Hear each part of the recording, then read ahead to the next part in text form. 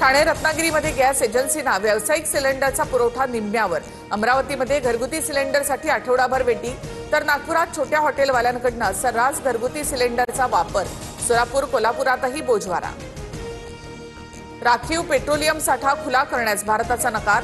Crude ऑइलवरून केंद्र सरकारचा मोठा निर्णय। आंतरराष्ट्रीय ऊर्जा एजन्सीचे राखीव साठे खुले करण्याचं आवाहन।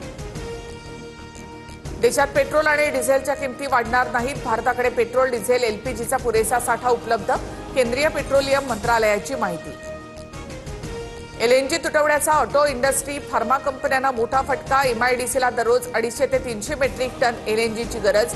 मात्र युद्धामुळे पुरवठा विस्कळीत। स्टील कंपन्यांमधील युनिट बंद पडण्याच्या मार्गावर। इराण इस्रायल युद्धामुळे जेएनपीए बंदरात 4000 कंटेनर अडकले।